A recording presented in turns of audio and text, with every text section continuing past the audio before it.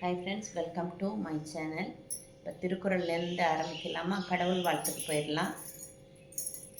அகர முதல எழுத்தெல்லாம் ஆதிபகவன் முதற்றே உலகு. அகர முதல எழுத்தெல்லாம் ஆதிபகவன் முதற்றே உலகு. முதல்ல வஜ்ராசனத்தில் உட்காந்துக்கோங்க, இல்லை பத்மாசனத்தில் உட்கார முடிஞ்சால் உட்காருங்க.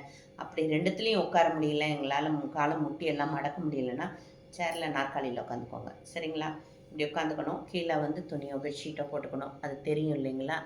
அப்படியெல்லாம் போட்டுட்டு தான் யோகாவில் உட்காரணும். இல்லை மேட்டு போட்டுக்கோங்க, யோகா மேட்டை போட்டுட்டு இந்த சாப்பாடு கை இருக்குங்களா, சொத்து கை எடுத்து அதை ரைட் ஹேண்ட் எடுத்து இந்த தொப்பைக்கு கீழே கொடுத்துக்கோங்க, அடி வயிற்றுக்குள்ள கொடுங்க. அதே மாதிரி இதை லெஃப்டாக தூக்கி இப்படி கொடுங்க. ஏன்னா இது தொப்பை நமக்கு நிறைய பெருசாக இருக்குது இல்லைங்களா, அதுவும் குறையும். ரெண்டாவது பிளட்டு பியூரிஃபை ஆகும். நம்மளோட ரத்தம் சுத்திகரிக்கிறதுக்கும் இது பயன்படும் இந்த யோகா. இதை பண்ணுங்கள். மூச்சு பயிற்சி எப்படிங்கிறதையும் நான் சொல்கிறேன். நான் ஒன்றுமே இல்லை, ஈஸியானது. இங்கே பாருங்கள், மேலே வாங்கி கீழே வெளியில் விடணும். இது 10 நிமிடங்கள் செய்யணும். 10 முறை இப்போ பண்ணி பாருங்கள். ஆனால் போக போக போக பயிற்சி மேற்கொண்டுட்டு 10 நிமிடங்கள் ஒரு நாளைக்கு செஞ்சிங்கன்னா உங்களுக்கு பிளட்டு பியூரிஃபை ஆச்சுன்னா உங்களுக்கு ஹார்ட் அட்டாக் அந்த பிரச்சனை வர்றதுக்கு வாய்ப்புகள் ரொம்ப குறைவு. பார்க்கலாங்களா?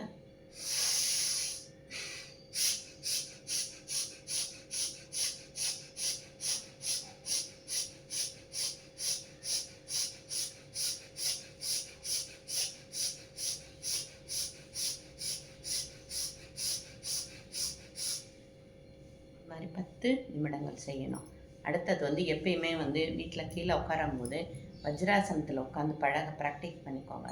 பயிற்சி மேற்கொண்டுட்டிங்கன்னா உங்களுக்கு கால் வலி, இந்த மூட்டு வலியெல்லாம் கூட குறையிறதுக்கு வாய்ப்புகள் இருக்கும். முடிஞ்ச அளவுக்கு பெண்கள் வஜ்ராசனத்தில் உட்காந்து பழகுங்க வீட்டில்.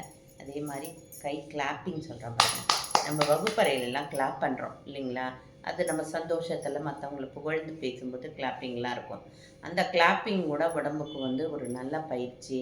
உடல் ரீதியாக அந்த கை நல்ல பலம் கொடுக்கும், விரல்களுக்கும் நல்ல அழுத்தம் கொடுக்கும், பலம் கொடுக்குங்கிறதுக்கு இந்த கிளாப்பிங் பண்ணிக்கோங்க. அடுத்தது இந்த கையை உராய்தல். இந்த மாதிரி நம்ம உள்ளங்கையோடு நம்ம உராயும் போது அதுலேயும் நல்ல ஒரு பயிற்சி இருக்குது. அதையும் காலையில் உட்காந்து எல்லாருமே நேரம் கிடைக்கும் போது இதெல்லாம் செய்யலாம்.